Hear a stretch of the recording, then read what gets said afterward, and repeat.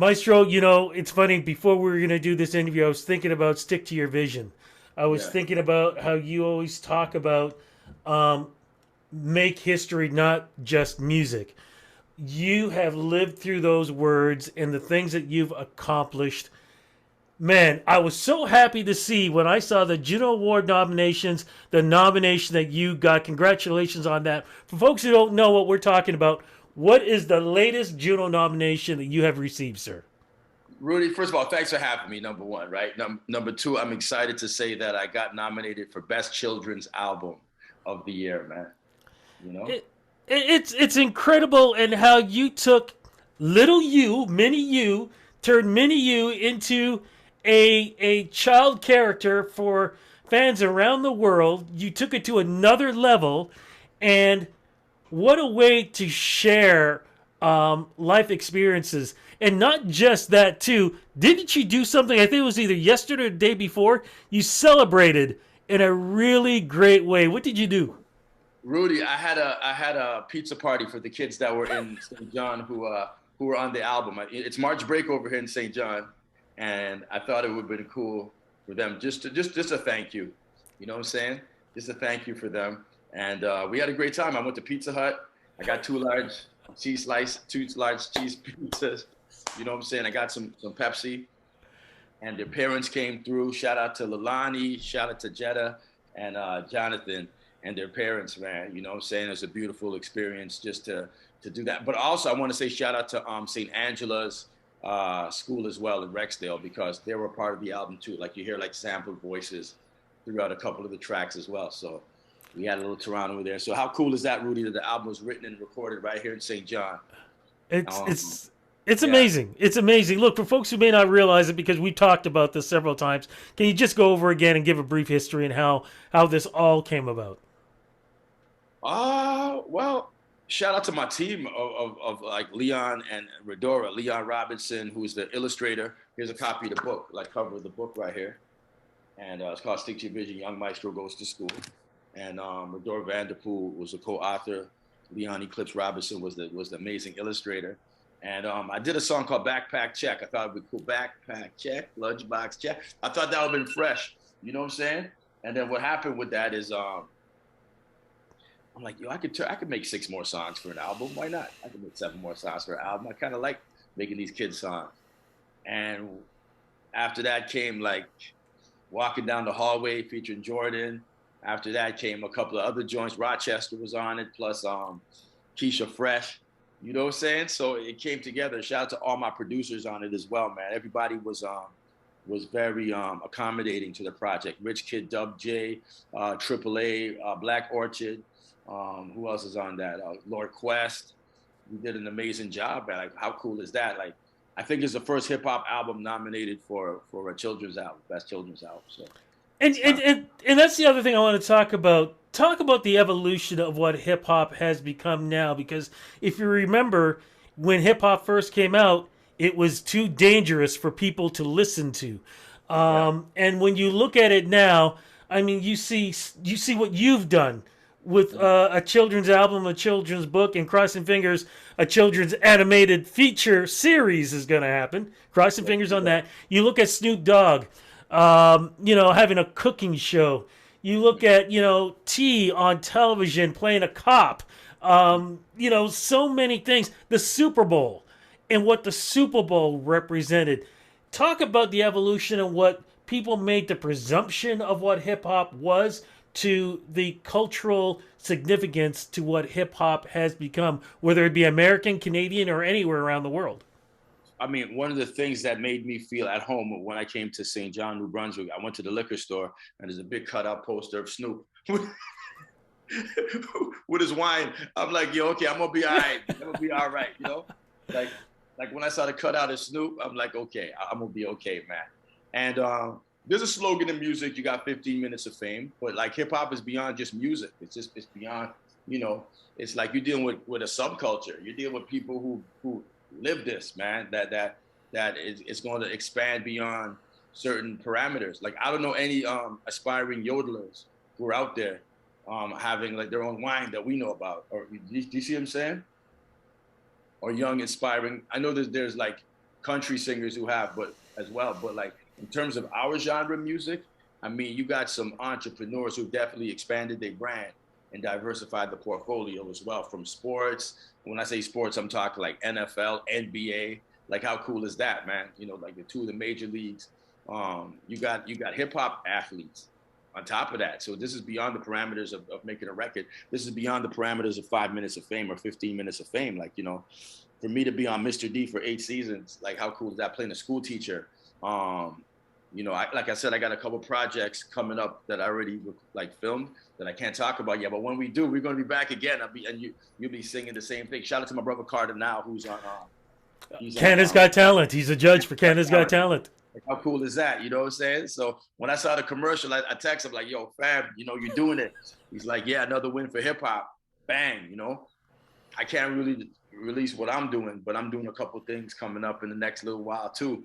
But hip hop was the foundation, and knowing Rudy that it's beyond just a 15-minute thing where we can grow and do different things, man. So it's a blessing, and for me to be able to do a children's book. And you got to understand, this was during the global apocalypse, man, when this was done. This wasn't done like this was done during this pandemic right here. This is when this was done, fam. This wasn't done like, you know, 3 years ago or nothing like this. This was like, let's focus while we have all these restrictions. Let's still try to take it to the next level and push ourselves. And I couldn't do it without my team of people around me, man, you know? I kind of mentioned it before, and please, I'm gonna keep asking this question 1,000 times. Is there going to be an animated series? Will there be an animated feature film? What is going on? Because this has got so many legs, it can go on and on. Yeah, oh yeah. I mean, I would love to turn this into like an animated series, man. I would love to, man. Are you kidding me? I would love to. Like, how cool is that, man? To turn this character. Shout out to Leon, who was the illustrator on this, man. Look how dope that is. Shout out to the Maryland Dennis Show, who did a nice little piece on him 2 weeks ago. But I'd love to turn it into a animated series, man. Because when I think about that too, because I look at it as when I was growing up watching Fat Albert and the Cosby Kids, I feel like this can be this generation's Fat Albert and the Cosby Kids. Thank you, man. Well, keep. We should, you should be a part of the team, fam. With that type of energy, Rudy. You should be a part of the team, man. You know what I'm saying? Well, I would love to, and I mean, those are one of the talks that you know, once we were putting it together, we saw all that come into fruition. And Leon and Redora, those are visionaries. I know I wrote a song called "Stick to Your Vision," but those are two visionaries, man. You know what I'm saying? That turn things into like ideas into reality. You know, and it's important to keep them excited about projects and stuff like that.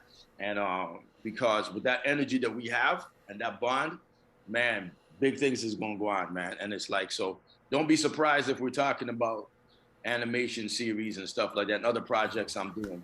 But this is one thing you won't see me doing, man. My songs, man. Imagine me, you know, I can't, you know, I feel like we've been blessed to do great things, and that's what we're going to continue to do, man. You know. But I'm really excited the fact that, you know, it just reinforces how intergenerational this genre of music is, man. Hip hop, the fact that I came out 3 decades ago and I'm still considered one of the best artists in the country, you know, and I'm excited for the city of St. John, New Brunswick, where this is where the album was written and recorded right here. You know what I mean?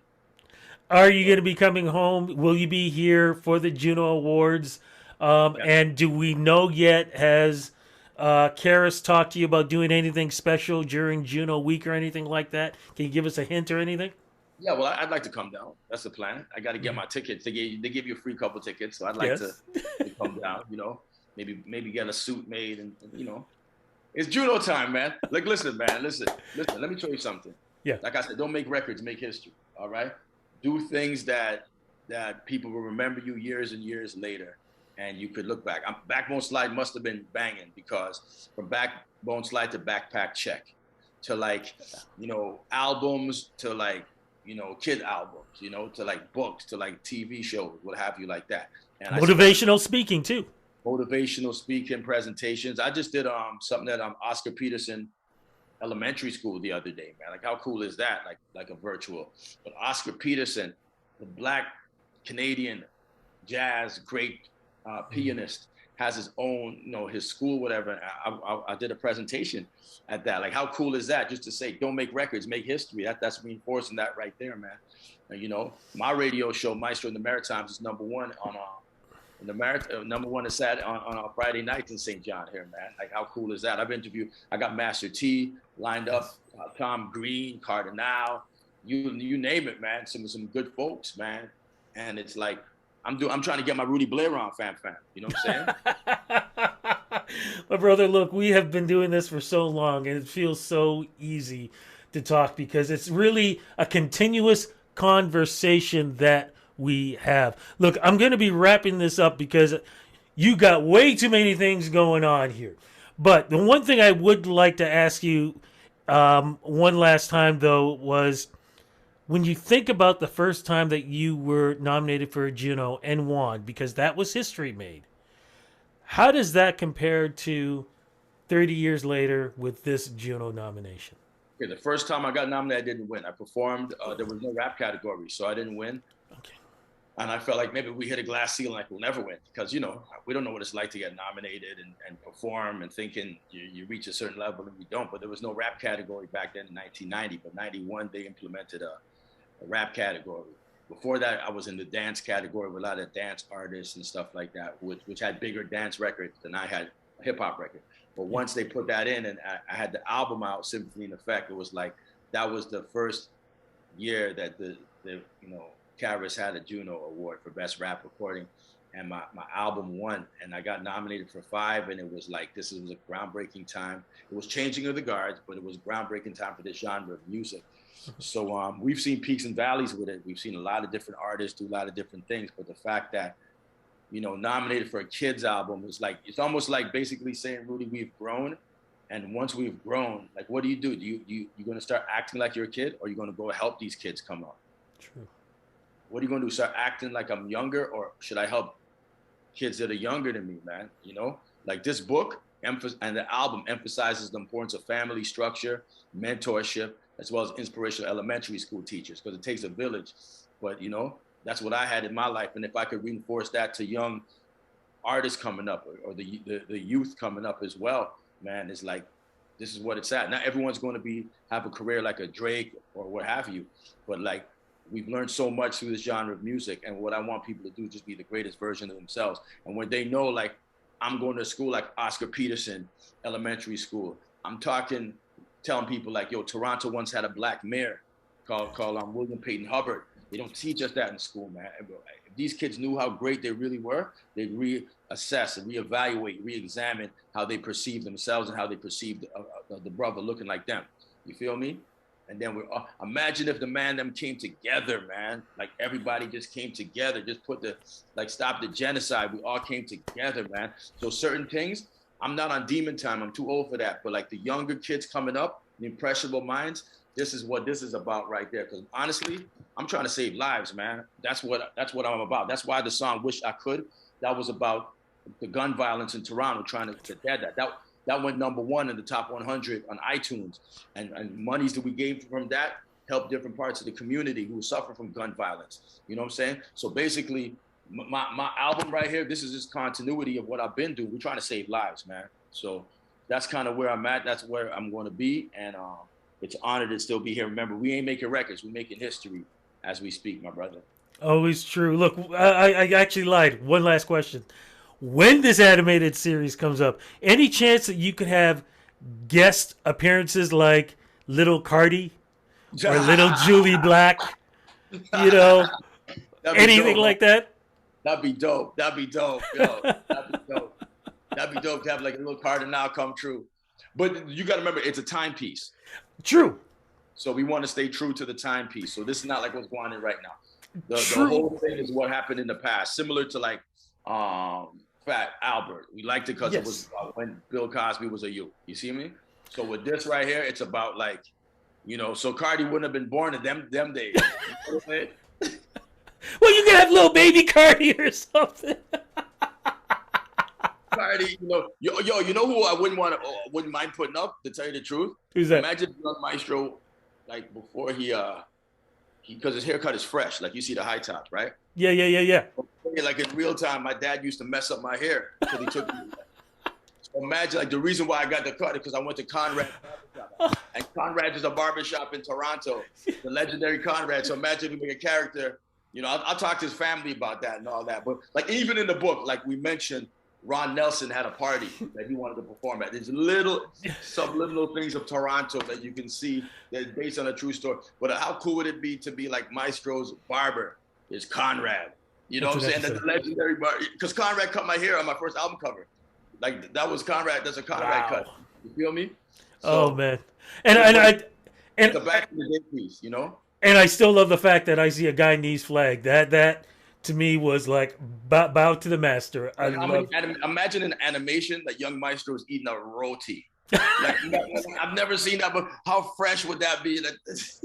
Oh my gosh, no, brother, this is so great. Look, gonna let you go. Congratulations on another nomination. Looking forward to seeing you here in Toronto, and I'm gonna get you to sign my book. So, yes, sir. Thank you, looking forward to that. Congratulations again. Thank you, sir. We talk soon.